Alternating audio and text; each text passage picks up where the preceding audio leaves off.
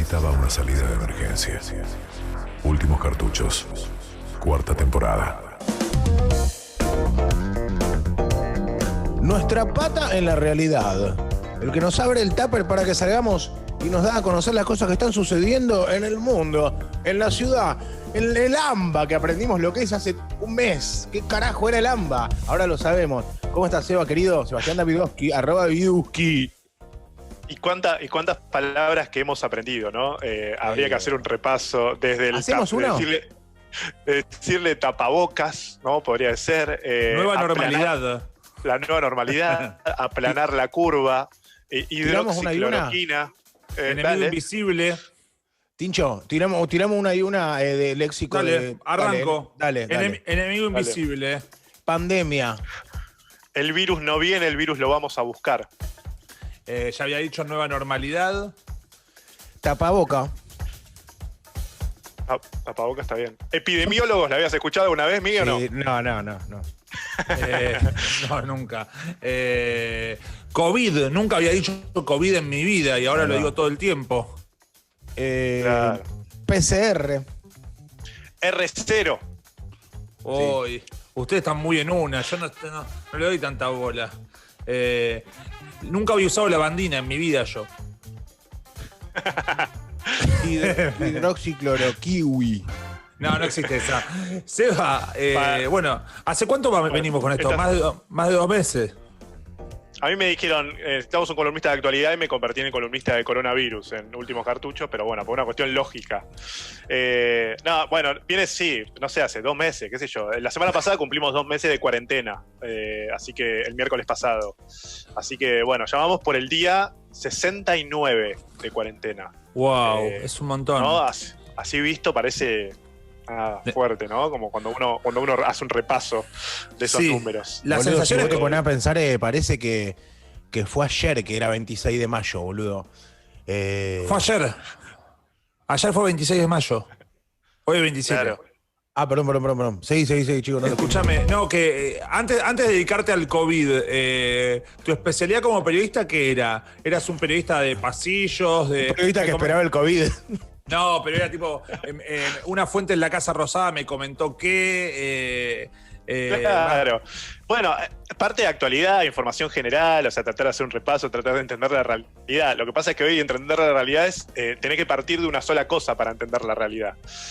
Y hoy tenés que entender, digamos, cuáles son las consecuencias del coronavirus. O sea, no hay otro tema más importante, porque tiene consecuencias sociales, tiene consecuencias económicas, tiene consecuencias políticas, y me parece que hoy todo se explica desde ahí, o todo lo que puede pasar en la Argentina. Ahora, cuando pase todo esto, hay muchas cosas que las vamos a explicar desde ahí y vamos a tener que juntar todas las cosas que fuimos dejando en el camino por el tema de coronavirus. No sé, te pongo ejemplos, deuda, digamos, cómo la gente está endeudada más allá del coronavirus, que el coronavirus lo que hizo fue agudizar el endeudamiento de la gente. Bueno, va a dejar un tendal de explicaciones que van a tener que ir más allá de lo que pasó con el coronavirus, porque en la Argentina, lo que digo siempre es, entramos en una emergencia en medio de otra emergencia, ¿no? Claro. Para que lo entiendan. O sea, eso en diciembre el Congreso votó por unanimidad que estábamos en una emergencia económica y otras tantas emergencias. Bueno, 3 meses más tarde vino otra emergencia que es el coronavirus.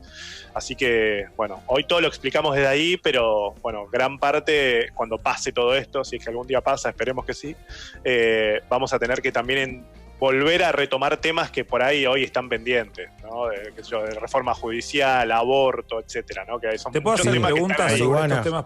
¿Te puedo hacer preguntas sobre estos temas que quedaron pendientes? Tengo Dale. 2, en principio. Lo del impuesto a las grandes fortunas, que es algo que en varios países del mundo sucede, digamos, que es como esta suerte de impuesto de emergencia para las grandes fortunas, que son muy pocas las grandes fortunas. A mí no me van a tocar los ahorros. No, vos no entrás ni de casualidad. De casualidad. ¿En qué quedó eso? Y esta cuestión de la emisión monetaria, que es lógica porque sirve para llegar a la gente de menores recursos y que ni siquiera es algo que cubre, es como una especie de ayuda, digamos, la ILE y demás. ¿Qué consecuencias puede tener y demás? Bien. Bueno, primero, proyecto de impuesto a las grandes fortunas. La verdad es la siguiente. Primero, estuvo tan ocupado el Congreso entre sesionar online, no sesionar online, pedidos a la Corte de si va a tener validez, etcétera, que eso se demoró. Hoy te diría que es un proyecto que está a punto de ingresar al Congreso. Es un proyecto que, lo que decían el oficialismo es que se demoró un poco por el tema de, bueno, no presentar un proyecto tan conflictivo en la primera etapa de la reanudación de las sesiones, ¿no? Eso, si querés, es el primer punto, ¿no? Es, bueno, para tengamos consenso sobre cómo vamos a sesionar y después a partir de ahí empezamos a tratar algunos proyectos que son más difíciles. Uno de ellos es el impuesto a la ganancia, otro es la reforma judicial, etc. ¿Qué va a decir ese impuesto a las grandes fortunas? Bueno, va a ser un impuesto por única vez, que lo que planea el oficialismo, por lo menos eso es lo que está en ese borrador, que todavía no se presentó y por eso no sabemos, más que por palabras de los que están trabajando el proyecto, es que podría involucrar a los que tienen fortunas de más de 200 millones de pesos, o sea, un patrimonio mayor a 200 millones de pesos, y que a medida que va subiendo ese patrimonio, el porcentaje de lo que pagarían, que arrancaría, si no me equivoco, en un 2%, por lo menos eso es lo que vienen barajando, seguiría subiendo a medida que la fortuna sigue siendo mayor. Por ejemplo, si tenés 600 millones de pesos en patrimonio, bueno, pagarías un porcentaje más alto. Esto es lo que sabemos hasta ahora y que sería por única vez y que todavía se tiene que tratar en el Congreso, hay que ver en qué contexto, en qué situación y cuánto demora. Pero en ese estado está ese proyecto del impuesto a las grandes fortunas, como consecuencia obviamente también de lo que está pasando con el coronavirus y para ayudar a las arcas estatales que, como vos decías, Martín está teniendo... Vos sos Martín, sí. Sí, él lo dijo él porque para mí no, yo estoy de acuerdo con ayudar, pero debe haber sido él.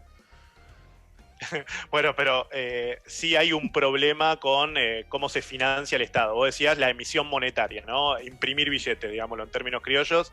Bueno, está siendo una solución, obviamente. Muchos ven un impacto inflacionario o arriesgan que pueda haber un impacto inflacionario, pero a la vez tenés otras condiciones macroeconómicas que te hacen estar en condiciones favorables, ¿no? Para ese impacto inflacionario. ¿La recesión? Por ejemplo. No, bueno, por ejemplo, tenés un factor que es qué cantidad de dólares se van del país versus qué cantidad se quedan. Hoy no vas a tener gente que gaste dólares en el exterior, por ejemplo. Es probable que las exportaciones te den mejor que las importaciones. Entonces vas a tener, si querés, un buen número en términos de reservas de dólares en el Banco Central o dólares para sostener esa emisión monetaria. Eso es lo que dice. Hay dos visiones. Una que te dice, ojo con cómo estamos emitiendo, porque vamos a tener problemas inflacionarios, que de hecho los estás teniendo, sobre todo en materia de alimentos. Materia de alimentos está muy fuerte el tema inflacionario, está arriba del 3%, el doble de la inflación promedio. Y por otro lado tenés lo que te dicen, no nos preocupemos tanto por la emisión porque de última tenemos también dólares que los turistas argentinos no están gastando en el exterior, no tenés dólares que se te van, no tenés tantas importaciones, tenés más exportaciones que importaciones, por más que sean poco, entonces eso te hace no estar tan preocupado. Vamos a ver, la realidad es que tampoco es una ciencia exacta la economía, entonces hay que ver también cómo impacta esa emisión monetaria que la necesitas sí o sí para, por ejemplo, pagar los 10.000 pesos que le tenés que pagar a 9 millones de personas y que le pagaste en abril, le vas a pagar en mayo y si esto sigue así, es probable que lo tengas que pagar en junio. Ahora, Seba... Hagan la cuenta, ¿no? Sí. Ahora, a lo que vamos es que... se me fue el concepto, pero digamos, una de las cosas que siempre se tiende a decir es que la emisión monetaria, imprimir más billetes de lo que tenés en reservas, es uno de los factores de inflación. En la última gestión kirchnerista se decía que era el responsable de la inflación y el macrismo decía que como frenando eso, la inflación iba a bajar a un dígito. Y la inflación estuvo muy lejos de bajar. No se emitió moneda y aumentó bastante. Entonces, pero el tema es que ahí devaluaste el dólar, entonces eso trae impacto inmediato sobre los precios. Entonces, bueno, es una vieja discusión entre ortodoxos y otras posturas, etcétera, de la economía, pero lo que es cierto lo que vos decís es, dejaste de emitir, dejaste de imprimir billetes y eso supuestamente haría que la inflación baje y no bajó porque sobre todas las cosas lo que hiciste fue devaluar la moneda. Entonces eso acá en la Argentina trae consecuencias inmediatas. Y ahora están las dos cosas, digamos, ahora se está hablando si hay una devaluación o no y también en las consecuencias de esta emisión. Está el debate también, si estamos en devaluación o no. Bueno, Hoy en la Argentina lo que tenés es una evaluación controlada del dólar. Ustedes saben que también tenemos una diferencia, una brecha entre lo que es el dólar blue y el dólar oficial. Está casi el doble, el dólar blue versus el dólar oficial. Eso te trae también distorsiones en la economía. ¿Me podés explicar rapidito eso? ¿Por qué es que se separa tanto y si después se va a volver a pegar? Obviamente es para que no encanuten. Pero digamos, ya no tiene nada que ver en cuanto está el oficial con el otro. El otro es una historia aparte, parece.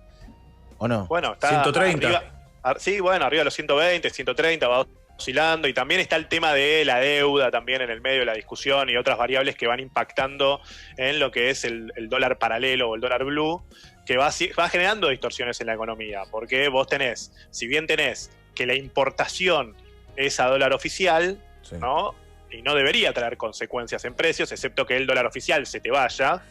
Bueno, la realidad es que gran parte de la economía informal de la Argentina se maneja también por el dólar al que podés comprar. Si Obvio. vos el dólar que podés comprar solamente podés comprar $200 y lo podés comprar a 92 pesos, bueno, evidentemente ese no es el dólar al que podés comprar. Y estamos hablando de un montón de cosas que pasan en la economía que van por los carriles informales. Entonces, ¿Puedo hacer una pregunta medio tonta después? Después, termina. No, mi pregunta es de opinión. ¿No creen que el cepo debería ser adaptable a las capacidades de compra de cada uno? Es decir, una proporción en cuanto a tus ingresos, digamos, si la FIP monitorea tus ingresos y vos sabés... Así era antes. Así fue cuando... Por ejemplo, este gana 30, este gana 40, este gana 50, este gana 100.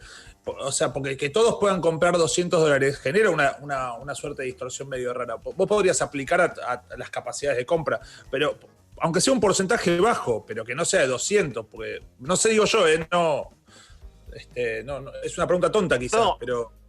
No, a ver, es una discusión sobre por qué estás permitiendo comprar, o sea, sobre todo frenar digamos, que vos no permitas que la gente compre tanto dólares tiene que ver con justamente cuidar las reservas del Banco Central, ¿no? Cuidar justamente este respaldo en dólares que debería tener la Argentina, que no lo tiene. O sea, la Argentina tiene un gran problema histórico que es la falta de dólares. Aún en los momentos de mejor producción de la Argentina, vos necesitas dólares también para importar, etcétera, y no se te pueden ir esos dólares en atesoramiento, ¿no? En que la gente compre dólares Que Tincho quiere para comprar su ya, atesoramiento. Pues te trae. Pero ahora, hoy tenés un problemón con el dólar. Vos comprás $200. ¿Cuántos son $200? Y más o menos son... 20 lucas, boludo. 25 lucas. Claro. 26 lucas. Bueno, suponete que sean 20.000 pesos para redondear. Bueno, después lo vendés en el paralelo y ganaste muchos miles de pesos. O sea, ya no es una diferencia tan chiquita la que haces por ese tipo de compra que Sí, claro. obviamente vende el mercado. Entonces te empieza a generar distorsiones en la economía, ¿no? Te empieza a generar problemas. Y un negocio, de hecho. Hay que ver el impacto, ¿no? Hay que ver el impacto de eso porque están preocupados en el gobierno. Creen que se lo atribuyen a la renegociación de la deuda y a todo lo que se está generando, las distorsiones que se está generando en el mercado a partir de la renegociación de la deuda, que no lo hablamos acá, pero que es una negociación que se va a extender hasta el 2 de junio. Argentina hoy está en default, es decir, está en cesación de pagos, pero en negociación. Es decir, eso se puede levantar si es que la Argentina termina llegando a un arreglo, ¿no? Bueno, ¿qué pasó con esa oferta? Hace un par de semanas Guzmán hizo esa presentación que generaba una quita y unas prórrogas y demás para pagar la deuda que tomó el gobierno de Macri. Digamos, básicamente, en cuanto a deuda externa, el kirchnerismo tendió a no tomar deuda y a pagar. El macrismo tomó deuda en un par de oportunidades, que fue este acuerdo con el Fondo Monetario, y ahora al gobierno de Alberto Fernández le toca pagar los cumplimientos de esa deuda, que son muy difíciles, y estamos en este contexto más difíciles todavía.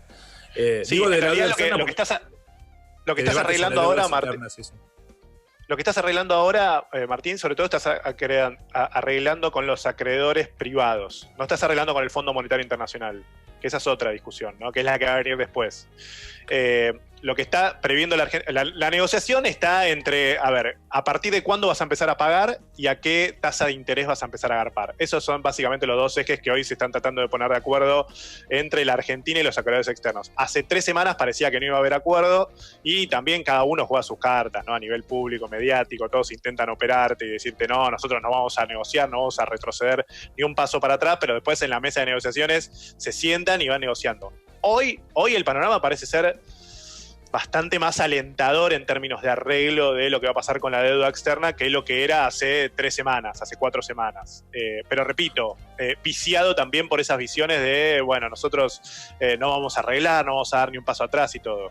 La propuesta del gobierno sí es una quita del interés, que es básicamente Argentina arregló pagarle un bono al 7%, bueno, le está diciendo te quiero pagar menos de la mitad. Bueno, y en el medio se están tratando de encontrar para ver a partir de cuándo, si es que va a ser a partir del 2023, a partir del 2027, parte de las discusiones que están teniendo hoy, y a partir de qué tasa de capital. O sea, sobre todo esa, por eso se habla de quita, porque Argentina se comprometió a un porcentaje que hoy le está diciendo, no, yo ese porcentaje no te puedo pagar, pero en realidad sí va a ganar el acreedor. O sea, lo que pasa es que va a ganar menos, ¿no? Después, depende de qué visión, por supuesto. El inversor te dice, no, pero a mí me dijeron que iba a ganar esto. Bueno, voy a perder.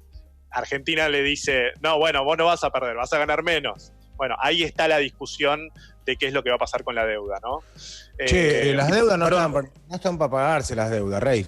Las deudas no están para pagarse. Y una cosa. Algo más pochoclero que la deuda. Me reaburre la deuda.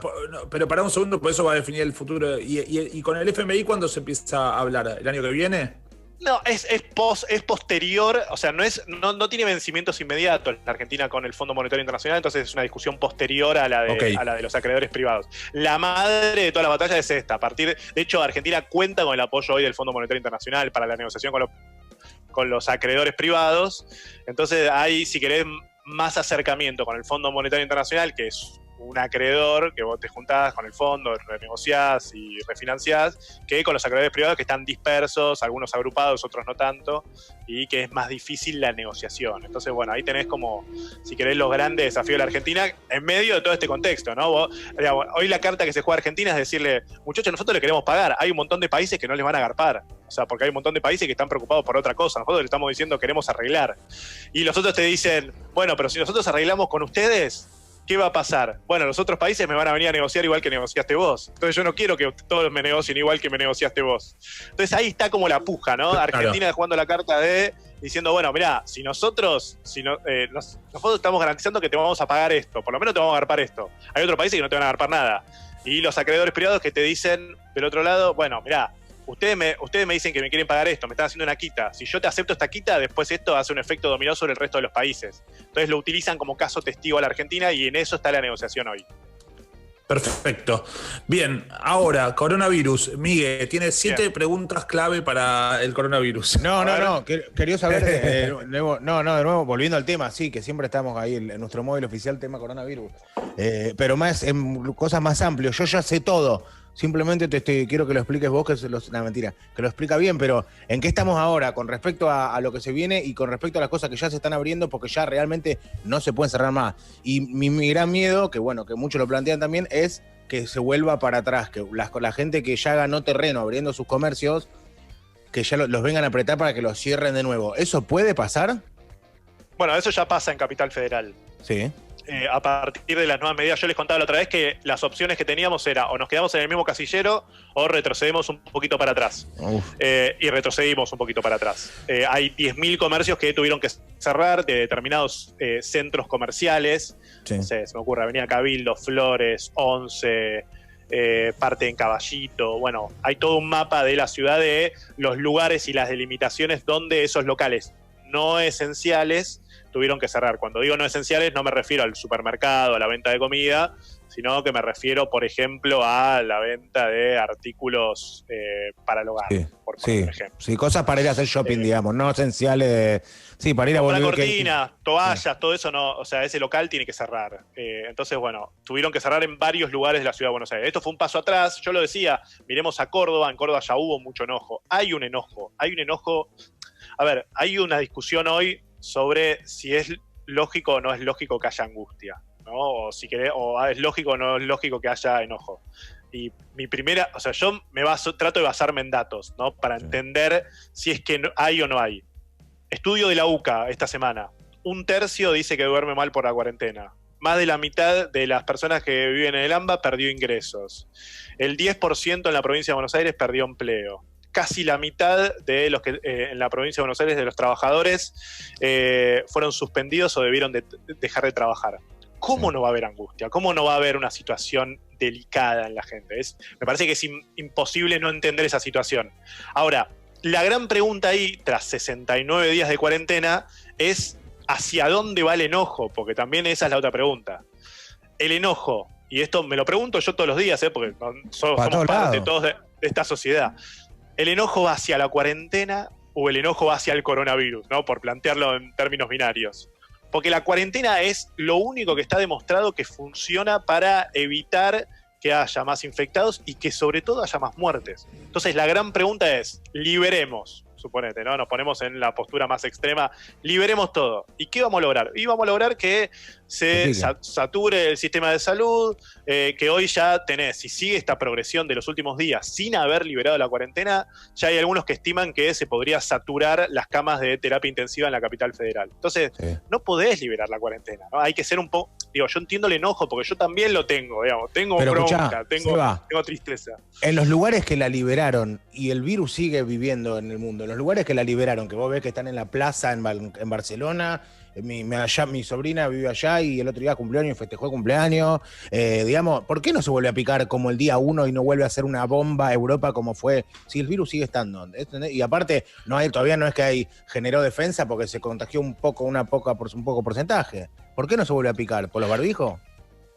Bueno, hay parte de la educación, del distanciamiento social. Bueno, todo está en estudio, también es un virus nuevo que hay que entender y hay que entender lo que va pasando, pero yo veo los números, digamos, de lo que va pasando en España, no sé, en los distintos países. En Estados Unidos ayer hubo 114 muertos. Acá en Argentina estamos teniendo promedio, no quiero hacer un promedio que sea injusto. Ayer hubo 25, ponele, y suponete que está subiendo a 20. Imagínate cuando lleguemos a 100. O sea, es muy distinto también cómo se ve cuando los números van bajando que cuando los números van subiendo. Y nosotros estamos, según lo que dice el ministro de Salud de la Ciudad de Buenos Aires, estamos entrando como en esa pendiente hacia la montaña, decía él. Estamos entrando, si querés, en lo que va a ser el pico de lo que va a ser la pandemia, que algunos estiman que puede llegar a durar entre 6 a 10 semanas. Y va a ser un momento complicado, pero un momento complicado ¿de qué punto de vista? ¿Qué te pasa en Chile hoy?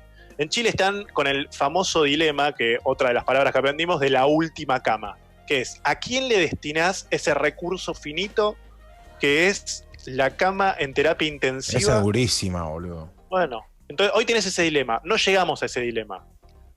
¿Hay angustia? Claro que hay angustia, si yo te acabo de dar todos los datos de todo lo que estamos pasando. La pregunta es, me parece, y es la pregunta que me hago todos los días, es ¿hacia dónde se dirige el enojo? Si el enojo es hacia el coronavirus o el enojo es hacia la cuarentena. Porque por ahora, en un mundo donde no tenemos vacuna, en un mundo donde no tenemos una medicina que esté realmente todavía probado que genera efectos en la recuperación de los pacientes, donde tenés proyectos que se están laburando, pero donde lo más eficaz que demostraste hacer es que la gente se quede en su casa, no sé qué decir a eso. O sea, me cuesta mucho, por más que tenga el mismo enojo que tenemos todos, pero hoy no hay otro método más eficaz que ese. Entonces, me parece que lo que tenemos que pensar en esta responsabilidad colectiva también que tenemos todos como habitantes de esta ciudad y a la vez nosotros, sobre todo más por ser comunicadores, es preguntarnos cuál es el método más eficaz para combatir el coronavirus. Hoy, el método más eficaz es la cuarentena, con matices, con enojos. Yo entiendo a los comerciantes, o sea, hay enojos que son sumamente entendibles. Por ejemplo, en la provincia de Buenos Aires no están abriendo los comercios de cercanía, no abren los comercios de indumentaria, no abren los comercios que venden toallas, etc.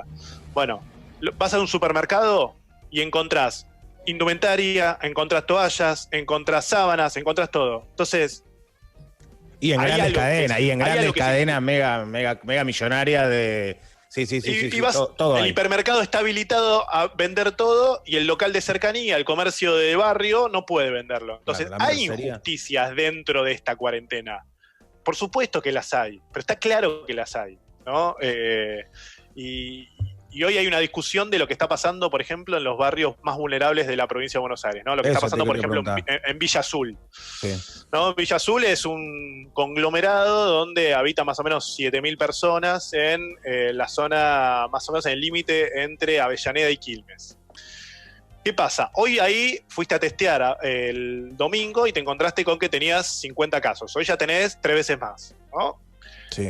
Al lado tenés otro conglomerado también con muchísima vulnerabilidad, que es Villa Itatí. donde tenés muchísima más gente viviendo y donde tenés el principal riesgo de que si el coronavirus se traslada de Villa Azul a Villa Itatí, bueno, vas a tener una curva que empieza a incrementarse de manera muy preocupante. Entonces, bueno, ahí tenés, ¿qué hizo el gobierno de la provincia de Buenos Aires? Aisló el barrio Villa Azul. ¿Qué es aislar el barrio Villa Azul? Para cercarlo y que no puedan ni salir ni entrar como si fuese el país, digamos. No se puede salir ni entrar. Exactamente. Y a la vez y los están proveyendo de todo a la gente de ahí.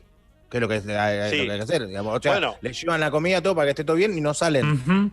Hoy vi una nota de eso y sí, en el programa de Antonio Laje. Perfecto, y la diferencia entre las medidas que toma tipo Kicillof o las que toma Larreta, por ejemplo, en la 31, en el barrio 31, ¿son las mismas cuando hay muchos casos o son diferentes? Bueno, justamente la polémica hoy con la Villa Azul es este aislamiento que es inédito por ahora. Es más parecido a lo que pasó por ahí en Wuhan, que lo que pasó más en el barrio 31. Hoy hay una polémica incluso dentro del gobierno, ¿no? Donde, a ver, vos tenés hoy un protagonismo muy fuerte del ministro de Seguridad de la provincia de Buenos Aires, que es Sergio Berni, en un protagonismo en contexto sanitario, ¿no? Entonces, ya ahí está, si querés, el primer ruido. El segundo ruido es que gente del mismo espacio del Frente de Todos, que como siempre les digo, es un espacio diverso, donde tenés gobernadores, donde tenés el peronismo, donde tenés el kirchnerismo, donde tenés, si querés, el neoalbertismo. Bueno, ahí tenés gente, por ejemplo, de desarrollo social, tenés un dirigente de Barrios de Pie, que es una de las agrupaciones más importantes sociales de la Argentina, que está dentro, que además es dirigente y trabaja dentro del Ministerio de Desarrollo Social, se llama Daniel Menéndez, que está diciendo, no podemos hacer un gueto de pobres. No podemos encerrar a los pobres. Entonces, ahí tenés, si querés, a ver, hay discusiones dentro. Primero está la discusión general, cuarentena sí, cuarentena no, que yo por lo menos la tengo saldada. Después tenés pequeñas cosas donde tenés discusiones, ¿no? De los comercios y donde cuáles son las mejores medidas en términos de evitar los contagios. Bueno, hoy la decisión de la provincia de Buenos Aires fue aislar el barrio Villa Azul por justamente la cantidad de nuevos infectados. Cuando llegaron a hacer los primeros testeos, se encontraron con que ya había 50 infectados. Hoy ya hay 145, todavía faltan algunos resultados de estos test PCR para determinar cuántos van a ser. Pero lo que no te tiene que pasar, y a la vez tenés que tomar medidas y a la vez decidir y de alguna manera ir, bueno, oscilando entre cuáles son las medidas en un contexto como este, es qué haces para evitar también que eso llegue a otros conglomerados. Porque ahí ya es cuando el virus se te puede escapar de las manos y donde podés tener la crisis del sistema de salud, que es lo que más preocupa tanto a autoridades nacionales como a los bonaerenses y a la ciudad de Buenos Aires. Bueno, a mí una de las cosas que me quedó claro, para redondear, es que cuando fue la conferencia el domingo de Alberto con Larreta y con Kicillof, que Kicillof dijo que lo que estaba pasando en los barrios populares de Capital, de Lamba, lo que sea, si llegaba o si aparecía en la provincia, que es un territorio que también tiene un montón de barrios populares y conglomerados, se iba a picar un montón, ¿me entendés? Como que en ese sentido uno no puede estar como mirando, mirá lo que pasó en la ciudad, viste que a veces se establecen estas rivalidades políticas como de tirarse como, mirá lo que pasa en el barrio 31 y nosotros joya, pero la realidad es que esto no distingue partidos políticos, sucede y arrasa, ¿viste? Mirá, entonces, yo siempre hablo, Martín, hablo de tres cosas que hay algo que es interesante de los barrios populares, que es como una mamushka de problemas, ¿no? O sea, primero antes del coronavirus tenía el problema de las cloacas, el problema de la falta de trabajo, y ahora de repente viene una mamushka más grande que dice coronavirus, ¿no? Entonces, en ese contexto, falta de agua potable, falta de cloacas, bueno, una situación muy delicada. Y me parece, yo siempre digo, ¿no? A partir para adelante, ¿en qué cosas nos vamos a poner de acuerdo cuando todo esto pase? Mucho hablamos del sistema público de salud, ¿no? Mucho hablamos de la inversión en ciencia. Y me parece que hay una discusión un poco más incómoda, porque esto atraviesa a gobiernos que fueron del mismo signo político de los que hoy están gobernando, que no lo van a decir, pero que es qué hicieron antes del coronavirus y sobre todo qué van a hacer después del coronavirus con las condiciones de infraestructura de los barrios más vulnerables. Y me parece que ahí está la discusión, ¿no? Sobre todo. ¿Qué vas a hacer como Estado? Tanto se habla del Estado presente, y esto también es falta de Estado presente. Totalmente, totalmente.